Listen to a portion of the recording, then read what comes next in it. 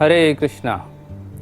ये जो कोरोना की बीमारी चल रही है उसके ऊपर कोई दवाई अब तक नहीं निकल रही है।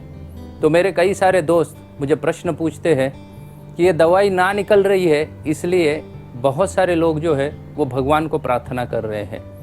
कुछ लोग चर्चों में कर रहे हैं, मस्जिदों में कर रहे हैं। हालांकि अभी मंदिर बंद है भारत में, तो लोग घरों में ही बैठ के भगवान को प्रार्थना कर रहे हैं इस बीमारी को हटाने के लिए या इसके ऊपर कोई इलाज मिल जाए। तो मुझे प्रश्न पूछ रहे थे कि क्या ऐसी स्वार्थ भरी प्रार्थनाएं जो हमारी, क्या भगवान उसको सुनते हैं? देखिए, हमारी प्रार्थना निस्वार्थ भाव से हो या स्वार्थ भाव से, दोनों को भगवान सुनते हैं। हाँ, लेकिन अगर निस्वार्थ भाव से हम प्रार्थना करेंगे तो भगवान उसको जल्दी सुनेंगे। स्वार्थ भाव से प्रार्थना करेंगे तो हो सकता है थोड़ा समय लग जाए, लेकिन सुनेंगे जरूर। 4 प्रकार से लोग भगवान को प्रार्थना करते हैं। पहले प्रकार जो है प्रार्थना करने का, वो लोग भगवान को प्रार्थना करते हैं भय के वजह से। उनके हृदय में किसी ना किसी प्रकार का भय रहता है, इसलिए भगवान को प्रार्थना करते हैं। जैसे कि अभी ये कोरोना बीमारी का भय है, तो बहुत सारे लोग भगवान को प्रार्थना कर रहे हैं जल्दी ख़त्म हो जाए, लॉकडाउन ख़त्म हो जाए, हम हमारे फिर से जॉब पे, बिजनेस आदि में जुट जाएंगे।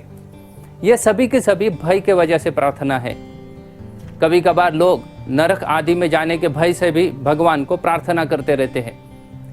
यह भय से भरी प्रार्थना ठीक है, लेकिन ये उतनी अच्छी नहीं है, क्योंकि जैसे ही भय खत्म हो जाएगा आप भगवान से दूर चले जाएंगे।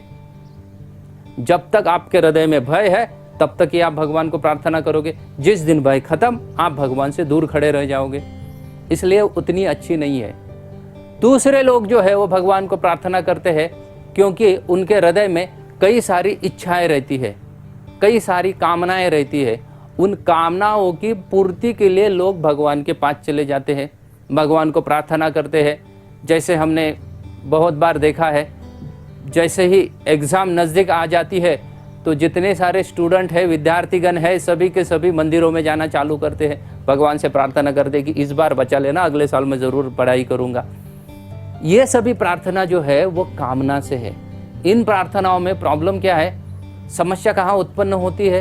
क्योंकि हमारा पूरा ध्यान भगवान की सेवा पे नहीं रहता, बल्कि हमारी कामना पूर्ति के ऊपर रहता है। जब तक हमारी कामनाएं हृदय में है, पूरी नहीं हो रही है, तब तक हम भगवान के पास जा रहे हैं। मतलब हमारा पूरा ध्यान जो है वो कामनाओं के ऊपर है, ना कि भगवान के ऊपर है।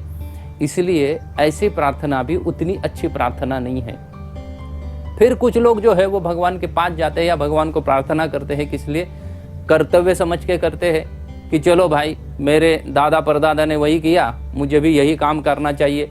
कर्तव्य करके मैं भगवान के पास जा रहा हूँ, मंदिरों में जा रहा हूँ, चढ़ावा चढ़ा रहा हूँ, दान दक्षिणा आदि दे रहा हूँ, लेकिन सिर्फ कर्तव्य करके, यही मेरा कर्तव्य है इसलिए मैं करते जा रहा हूँ। आपको पता नहीं, लेकिन कुछ समय के बाद, कुछ सालों के बाद कर्तव्य जो है वो बोझ बनने लगता है।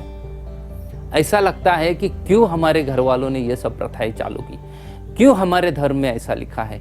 ये हर चीज़ हमें बोझ लगने लगती है, और फिर वो जो बोझ है उसको निभाते वक्त हमारा हृदय भगवान के पास नहीं रहता है। सिर्फ क्या कर रहे, बोझ को एक गधे की तरह ढोते रहते हैं हम।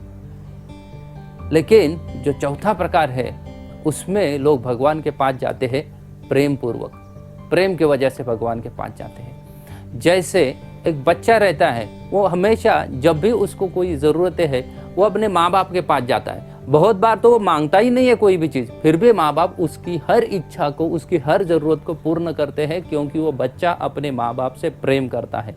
अगर हम भी उसी प्रकार से भगवान से प्रेम करेंगे तो फिर हमें स्वार्थ या निस्वार्थ का चीज़ सोचना ही नहीं पड़ेगा। हमें सिर्फ भगवान से प्रेम करना है, भगवान हमारी जो भी ज़रूरतें हैं उनको पूरा करते रहेंगे।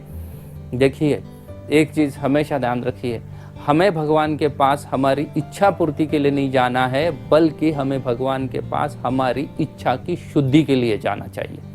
हरे कृष्णा।